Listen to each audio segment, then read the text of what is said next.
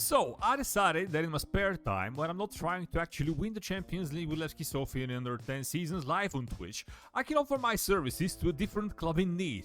The club that I had in my mind is called Man United, and it's the club that I actually support in England. So the question was whether I can come up with a tactic that can win the Premier League for Man United in a single simulation without any interfering throughout the whole season. So can I come up with something that I set up in front and start simulating the first season without doing any transfers at all? And by the end of the season, Man United actually win the Premier League. So can I do it? So, in the first try, I actually decided that I can come up with something great that no one had ever thought of, and I came up with this monstrosity of a tactic that is a 2-3-2-1-2, two strikers. I don't even remember, honestly, what the individual instructions were. You can see that Anthony and Sancho were playing left and right wing back. I was obviously trying to test what the squad is capable of at this time, but the things were not going great. After some simulations and a little bit of testing, I came up with a different variation that was with moving Sancho and Anthony up the field. They both were playing as wide defensive wingers, whatever it is at this point. But despite the fact there were a couple of good games, well, I got fired before the end of the year. So that's it. On the second try, I was even more opportunistic, and I decided that who cares about defense when obviously Man United is not doing great in defense. We don't have great defenders. So I came up with this monstrosity of a tactic. So what can go wrong? Well, what if we try to attack, like just attack, and you can see this. You can see this like two segundo volantes on attack, regista, box-to-box midfielders, like arguably the most defensive-minded players on the field. Why not inverted wingers to come inside and kind of play from the wing and try to play with the ball and create chances? And of course, why not do advance forwards and complete forward? Højlund, of all people, probably the guy to do it. And after a couple of games and losing 3-10 from Aston Villa and losing 5-6 from Nottingham Forest at home, I decided that maybe this was not the way to go. On the third try, I decided that if it's not gonna work with everybody attacking, then maybe with everyone defending it's gonna work. So in this tactic that you can see on our screen, we actually have Anthony van de Beek playing as attacking mezzalas. Bruno Fernandes is a attacking midfielder, CM on attack. These guys, I'm pretty sure they are segundo volantes, and as you can see, this somehow worked because we obviously won again against Chelsea at home, which is not that bad. The most interesting game of all was this one when Man United actually managed to win the Carabao Cup final against Man City with this exact tactic, with Anthony and Luke Shaw getting red cards, and they were pretty early in the game. It was 1-1 around 40th minute. In the 40th minute, Scott McTominay scored and Man United actually took the lead. But afterwards, Kevin De Bruyne and Tanaka scored, with Soufiane Amrabat scoring 6 minutes into the extra time, and the game went into penalties, and Man United won it. It's like, so the 4-3-3 without any attacking midfield players and no strikers, well, it was working sometimes, but alright, I eventually got fired. It was 2 games before the end of the season, but I got fired. So that's it. The next time that I had to try something else, I decided that, okay, we actually need to put some more players forward. And what else can we do? Yeah, of course I was going strikerless at this point. You can pretty much see it. I had no idea why I'm doing strikerless, but I was like, if I'm gonna do this, I'd better do it strikerless. I've never played strikerless. I've heard it works, and why not? Why not? Like, if I'm doing the impossible and winning the Champions... no, it's not the Champions League. Like, what if I'm trying to win the Premier League with Man United in a single season without any transfers, with a single tactic? Why not go strikerless? So, there is up to debate. Like, is it really strikerless when you play with 3 shadow strikers? Technically, there is no one playing up front. So, I said, let's try this. And to be fair, it was not that bad.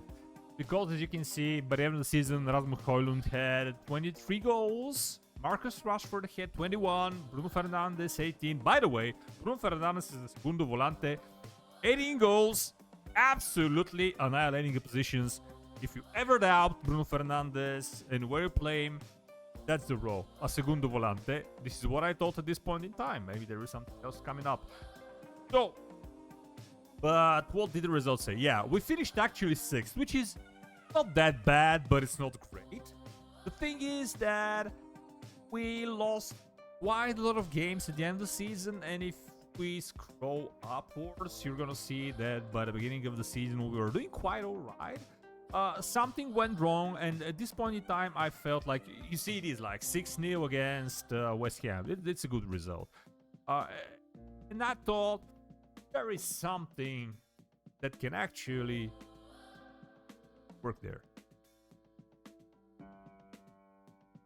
So when the next try came around, I actually did quite some touches, and as you can see, I tried playing with a trequartista in the middle and not 3 shadow strikers. I tried playing Rasmus Højlund as the trequartista. Segundo volantes are now on attack, and this thing right now, this is at Christmas, so why do we have this save? Things did look quite alright, as you can see, in terms of results, in terms of obviously points. Yeah, we lost to Man City, but this is kind of expected. We lost to Napoli in the Champions League, but things were not looking that bad. We actually managed to win against Napoli 4-0 at home. We were winning, and we were having quite a lot of clean sheets. We were just conceding 1. 3-1 win against Arsenal is also a good thing to have. Bournemouth 8-1. It is absolutely fantastic. And at Christmas, actually, Man United, we were 3 points behind Liverpool that were placed on top of the table. So, what could go wrong?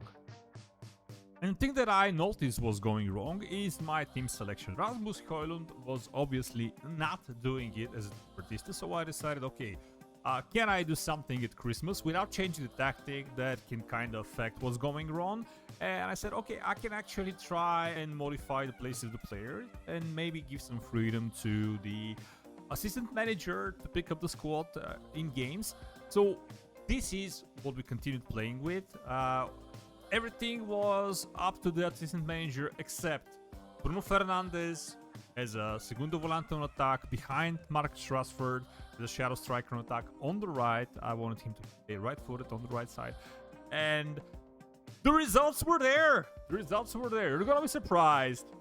19 February, actually Manchester United, first in the table. First in the table. Tied on points with Liverpool and Man City. So things were actually looking great right now. And I was like, okay, we are obviously onto something. Because, yeah, we've had kind of this bad run of form here and there. But we were getting the results. We won against Newcastle 3-0. Well, we lost to Real Madrid. That is expected. We lost away against Liverpool, but it was just 1-0. So it was kind of fine. We defeated Chelsea. We defeated Tottenham. We defeated Aston Villa, so things were looking alright, but would this actually work? One of the things that I noticed is that Jadon Sancho, when selected by assistant manager and put somewhere in the field, was actually performing really well. Therefore, from there on, I actually decided to games with Jadon Sancho in the trequartista role. You're gonna probably call me crazy, but results are gonna say something else. Because at this point, as you can see, yeah, we got knocked out by Real Madrid, but we were kind of scoring a lot. Brighton 4-0, Wolves 7-4, Burnley 4-0. And should I go here and say like, okay, at this point, how does it look to you? Who is the favorites for the title? Because my books, Man United are now favorites for the title, aren't they? And I'm not gonna lie to you, it actually eventually worked. You can see the results. We managed to get also a win against the Man City and a draw away against Arsenal, which was absolutely enough for Man United to win the title with 91 points. 75 goals difference plus. So it seems like the thing did the job, but the thing that I don't like about this run is that it wasn't the whole run. I intervened.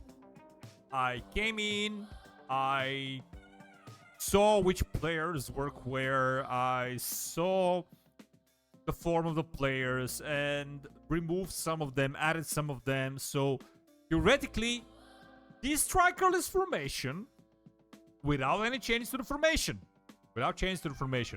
won the Premier League for Man United in 2024. Full season if you're playing FM24. So it works. The question is there a selection of players that you can set in and simulate the whole season without actually losing? Of course, that's not a possibility, but can you actually do that and win the title? And I had to try at this point. That's it. The first try. Simulating the whole season with this exact same setup with Bruno Fernandes as segundo volante, Marcus Rashford, striker on the right, and Jadon Sancho as a trequartista through the middle. What's the result? Well, Man United finishing 4th, 79 points. That's a respectable position, keeping in mind everything else in real life, but finishing behind Tottenham, Liverpool, and 15 points behind Man City. So, doesn't look great, does it? Of course, then I said to myself, it may be up to luck. So, let's try doing the same thing, absolutely the same way again. Jadon Sancho, trequartista, Rashford, shadow striker, Bruno Fernandes, segundo volante on attack. And you can see in the stats, Marcus Rashford managed to score 29 goals, Bruno Fernandes with 21, and Jadon Sancho with 20. But, okay, Mason Mount with 14 as well. But what does this mean to the club? Did we actually manage to do it? Answer is, nope. Same thing, finishing 4th. 77 points this time. Yet again behind Tottenham, Man City this time. Liverpool is the champions, but we are kind of finishing in the same spot. And I was like, okay, it's working, but it's not. So, changes are needed. So at this point, I decided, okay, let's try modifying a tiny bit here and there. I decided, let's go again with 3 shadow strikers, and maybe we are gonna be needing some backup in defense. So let's not play with a regista, but switch to a more defensive role, and I picked up Anchor. And at this point I decided, okay, why am I telling the assistant manager what to pick and who to pick and where to place them? So why just not try it out like this? Just setting a tactic and decide, let the assistant manager decide who to play where. And the final result is that we kind of digressed. Like, we finished 5th. A little bit less points than the last 2 finishes. And this time, Man City winning it with 91 points. And we're kind of dropping off. It is an 18-point difference. And I was like, it's probably not working. But one of the interesting things is that, yet again, we had... By the way, Bruno Fernandes is absolutely fucking... Still a dude, 19 goals, 21 assists. I don't care where he played. If he played shadow striker, kudos. If he played segundo volante on attack, kudos. Like, this guy is rocking the... But there are a couple of interesting things here. And you can see Donny van de Beek. Like, if you let the major pick things, we have Donny van de Beek with his formation scoring 18 goals and 7 assists. And you have also Mason Mount scoring 14. And I was like, Marcus Rashford scoring 10? Diogo Dalot scoring 6. Scott McTominay scoring 5. Is there something that I can work with? And this time I decided, let's try something that is a combination of what was working all of the previous runs. Why don't we stick to the 3 shadow strikers formation, stick to the attacking segundo volantes, bring back the regista, and kinda work with this statistic that we have. So basically, Jadon Sancho was doing quite alright for us, fair to say. Bruno Fernandes, everywhere we play him as an attacking like segundo volante, shadow striker, he's doing the job. So let's put him kind of further up the pitch and expect more from him. How about Rashford? Let's play him through center. He's quick, he can do the job. Shadow striker, can participate in build up as well. Great stuff. Donny van de Beek. The unexpected, the unsung hero of this experiment. He's the guy who's been providing quite a lot, and he deserved to be picked. Scott McTominay also did quite a lot in the offense, and I decided that, okay, he has a bit more defensive stats. He's quite better defending-wise compared to Mason Mount. Not that much about on the back, and same as Regista and Mason Mount, who is also really good attacking player. Let's play him as segundo volante as well. The way that I picked this thing is based on defensive stats. All of these 3, they have no marking, maybe a little tackling, but I don't care. All of these 3 players, they have solid marking, solid positioning wise, and solid tackling. So I said, okay, this is maybe something that can. And as you can see, attacking wise, Marcus Rashford managed to score 28 goals as a shadow striker in a strikerless formation. Bruno Fernandes scored 26 as a shadow striker in a strikerless formation. Christian Eriksen, who was not picked, so he was the man filling in the gaps. Whenever he played, or someone that was injured or suspended or something, he managed to score 14 goals. Jadon Sancho scored 12. Donny van de Beek 11 as a segundo volante. Mason Mount as a segundo volante scored 9, and Scott McTominay managed to score 6. But the more important thing is, where did we finish in the table?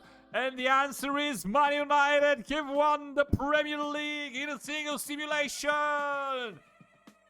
2 more points than Man City, and to be fair, when I was simulating this, at some point I saw that there was the Manchester Derby, and Man United, we were second, Man City were first, and I was like, okay, probably over. But as you can see in the chart here, we've been first for quite a while, and when I actually was observing the results, and I was like, how did this happen? The answer is quite clear. So the thing is that the game between Man United and Man City finished 1-1, and that's cool and all. Then Man City kept on winning. They managed to knock out Real Madrid from the Champions League. Then they knocked out RB Leipzig from the Champions League. And at a certain point, they actually drew 11th of May with Wolves away. And this is the game that decided the fate of the Premier League title, which goes to Man United, winning by 2 points with quite a lot of interesting accolades. As you can see, in terms of goals, Bruno Fernandes outscoring every other Man United player in the league, finishing with 22 goals, and Marcus Rashford finishing with 21. Marcus Rashford with third place in most player of the match awards. Bruno Fernandes get 12 yellow cards, which is kind of weird. He was also very kind of aggressive and dirty, but the man got 21 freaking assists. So he has 21 assists and 22 goals in the Premier League. Can you freaking imagine that? Like, when we go and check this screen, we're gonna see that Bruno Fernandes finished the season overall with 26 assists, 26 goals. He's a shadow striker alongside Marcus Rashford. I just have no words. Like, it is. This is 42 goal involvements in 50 games. This dude was rocking the place.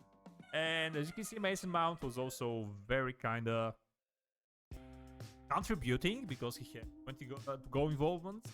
And overall, the club was performing really great. So, if you're wondering again, this is the tactic that actually managed to win the Premier League for Man United in a single season without interruptions.